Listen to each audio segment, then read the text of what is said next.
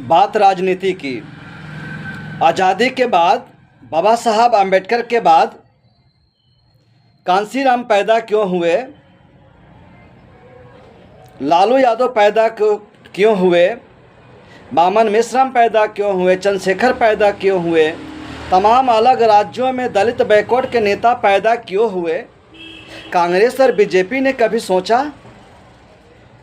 नहीं सोचा। सोचना चाहिए ना। लंबे समय तक तो राज कांग्रेस ने किया है। कभी सोचा आपने कि आपकी राजनीति जो कांग्रेस की राजनीति को बर्बाद किसने किया? जानते हैं अच्छी तरह से। आज के समय में बीजेपी को कौन नुकसान कर सकता है, ये आप सोचते होंगे। और सोचना चाहिए, कांग्रेस और बीजेपी को मुख्य रूप से सोचना चाहिए कि ये दलित बैकवर्ड में नेता अपनी दुकानें क्यों चलाई, क्यों बनाई, अखिलेश क्यों हैं, शिबू सोरेन के बेटा हेमंत सोरेन क्यों हैं, तमाम दलित बैकवर्ड में नेता पूरे देश में कई राज्यों में क्यों हैं? आपने बेईमानी किया। आप कांग्रेस और बीजेपी लंबे समय तक, कांग्रेस बीजेपी तो अब आई है, आपने भागीदारी अगर ईमानदारी से दिया होता तो नया कोई कांसीराम पैदा ना होता जो आपकी पार्टी को नुकसान करे। आपने बहुजन समाज को हक और मान सम्मान दिया ही नहीं। जिनका हुकूमत रहा, जिसका भी, मैं पार्टिकुलर जाति की बात नहीं करूंगा, कांग्रेस का बागडोर जिस समाज के पास, जिसके पास रहे, वो ईमानदारी से सत्ता की बंटवारा किया ही नहीं। अगर किया होता तो जाति के हिसाब से आज के परिवेश में जो जातियां अधिक मात्रा में अधिकारी कर्मचारी है, बड़े बड़े पदों पे है, उतने ईमानदारी से दलित बैकवर्ड में भी अधिकारी कर्मचारी होते। धन धरती इनका भी होता जितना दूसरे का है। पार्टी के पदों पर, बड़े पदों पर कौन था? नहीं दिया मौका। अरे इतना तो ज्ञान होना चाहिए कांग्रेस को, जो 45 साल तक हुकूमत किया। एक अम्बेडकर देश का संविधान बना करके देश का सूरत बदला, सभी जाति के महिलाओं का सूरत बदला। दुनिया में नाम है, तमाम देश बाबा साहब अम्बेडकर की मूर्ति बनाकर जय जयकार करते हैं। यहाँ पे कुछ लोग अपमानित करते हैं। अब तो हर राज्य में अम्बेडकरवादी हैं, हर राज्य में अम्बेडकर हैं, हर जिला में अम्बेडकर है, हर तहसील लेवल पर अम्बेडकर है, लगभग हर गांव लेवल पर अम्बेडकर है। आपने मौका नहीं दिया, अपने पार्टियों में शीर्ष पर बनाया ही नहीं, चलाया आपने ही तो। 70-80 साल तक तो आप ही ने चलाया। देश को क्या हाल लगाए हैं? देंगे हिसाब।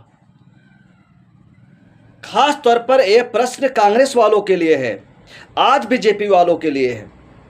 200 वर्ष के अंग्रेजों के हुकूमत में रेलवे लाइन दिया, रोड बनाया, पूरे राज्यों में कलेक्ट्रेट बनाया, रोड दिया, तमाम तरह के कल कारखाने दिए। यानी लूटने के बाद भी, माना कि अंग्रेजों ने लूटा है, लूटने के बाद भी उन्होंने 200 साल में 100 साल तो अपने को जमने में लगा दिया। 100 साल काम किया। जो रोड बनाई आज भी टिकाऊ है, जो पुल बनाई वो भी टिकाऊ है, जो रेलवे लाइन बनाया वो भी टिकाऊ है, पार्लियामेंट बनाया वो भी टिकाऊ है, जो बनाया वो आज भी टिकाऊ है। साल भर का उनका, मैंने बार बार कहा ना, मैं अंग्रेजों का पक्ष नहीं ले रहा हूँ, डेट फॉर कंपेरिजन, मैं तो तुलना कर रहा हूँ साहब। 100 साल जमने में 100 साल उन्होंने काम किया। काम की क्वालिटी। हमने 70 साल देश के ऊपर राज किया, हम भारतीयों ने राज किया, आजाद भारत के लोगों ने राज किया। देंगे हिसाब, क्या बनाया, उसके तुलना में कितना बनाया। आप 70 साल में कितना बनाया। इस देश का हर पढ़ा लिखा आदमी, सोशल मीडिया का जमाना, ये बात कहने के लिए हमको इलेक्ट्रॉनिक मीडिया नहीं मिलता, लेकिन 150 करोड़ आबादी के सोशल मीडिया के लोग तो हैं। विचार तो करे, अपनी काम तो बताए। आज रोड बनाए कल ढह जाए, आज उखड़ जाए, आज पुल बनाए 10 साल 5 साल 3 साल 2 साल 1 साल में ढह जाए। और जितना उन्होंने स्कूल कॉलेज बनाया, आपने कितना % बनाया। आज़ादी के समय देश की आबादी 33 करोड़ हुआ करती थी और हर क्षेत्र में लगभग स्कूल कॉलेज रोड सड़क नाली सब कुछ हुआ करता था, रेलवे लाइन। आज देश की आबादी लगभग 140 करोड़ है। 3 5 15 3 5 जा 15, हमारी भारत की आबादी 5 गुना हो गया। क्या 5 गुना रेलवे लाइन बनाया आपने? क्या 5 गुना कलेक्ट्रेट बनाया आपने? क्या 5 गुना इंडस्ट्रीज को डेवलप किया आपने? क्या 5 गुना हॉस्पिटल बनाया आपने? नहीं बनाया ना। तो एक वक्त था, एक समय था कि हाई स्कूल फेल वालों को भी नौकरी मिला करती थी, मजबूर नहीं थे, आसानी से। तो आपने 5 गुना बनाया होता तब तो इस देश के लड़का लड़की पढ़ा लिखा युवा वर्ग को नौकरी मिलता। अरे हाई स्कूल तो फेल, यहाँ तो PhD करने वाले भी लास्ट में किराना दुकान पे काम करना पड़ता है, फैक्ट्रियों में धक्का खाना पड़ता है। तो आपने देश को क्या चलाया। और हमें तो आपने एक लाइन में कह दिया, तो आरक्षण वाले तो कमजोर है भाई, ये क्या चला लेंगे। तो आपने कितने साइंटिस्ट बना दिया 70 साल में, एक बता दो कितने साइंटिस्ट बनाया कि वह वैज्ञानिक को कुछ ऐसा प्रोडक्ट बनाया हो जो दुनिया के मार्केट में हो। जहाज, मोबाइल, प्लेन, ट्रेन, कुछ बता दो, एक तो बता दे 70 साल में जिसके ऊपर आपने हुकूमत किया, बड़े जो बुद्धिजीवी वर्ग ने जो हुकूमत किया, एक तो प्रोडक्ट बता दो मेरे भाई जो चाइना के घरों में है। चाइना का तो तमाम प्रोडक्ट मेरे घरों में है, दूसरे देश का तमाम प्रोडक्ट हम खरीदारी करते हैं। हमने क्या किया। मैं ज़्यादा दोषारोपण ने मतलब नहीं लगाना चाहता हूँ। मैं तो ये कहना चाहता हूँ कि जिनको मौका नहीं दिया है आपने अपने बड़े बड़े पार्टियों में पार्टी चलाने का, देश चलाने का, ईमानदारी से इनको मौका दे के देख लेना। आम्बेडकरवादी वैज्ञानिक लोग होते हैं, साइंटिफिक लोग होते हैं, ये जातिवादी लोग नहीं होते, ये भेदभाव नहीं करते।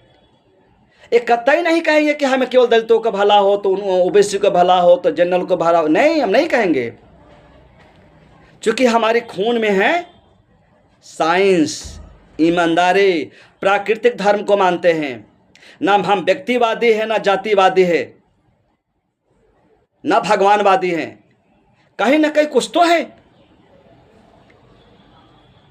तो इसलिए मैंने कांग्रेस को दोषी है और आज बीजेपी उस लाइन पर ही काम करेगी, उस और गहरी लाइन पे काम कर रही है। जातिवाद इसमें बढ़ा है। तो भाई कांग्रेस से कम कई गुना ज़्यादा आपके समय में आतंकी माहौल बना हुआ है, भय का माहौल बना हुआ है। आप लोग बदल जाओ। अगर जो शासक वर्ग सोच रहा है कि नहीं मेरा हुकूमत लंबा चलता रहे, नहीं, प्राकृतिक का नियम है चेंज होना भाई। सब कुछ बदलता है, लाइट साउंड सब कुछ चेंज, ऑल मटेरियल चेंज, सब कुछ चेंज होता है, सब कुछ बदलता है। दुनिया में कोई अस्थि वस्तु नहीं है, कोई इंसान नहीं है, कोई जीव नहीं है, कोई मटेरियल नहीं हो जो चेंज ना होता हो। आप भी चेंज होंगे। इतिहास को देखो, कौन आया कौन गया, था कब गया, अब हो आप भी जाओगे। इसलिए मैं पूरे देश के तमाम सोशल मीडिया के माध्यम से जो लोग भी इस बात को समझ रहे हैं, देश मजबूत कैसे हो, देश में भूखमरी कैसे मिटे, देश में बेरोजगारी कैसे मिटे, भारत का इंसान सभी क्षेत्र में डेवलप हो, हम तो यही चाहेंगे। आपको बहुत बहुत धन्यवाद।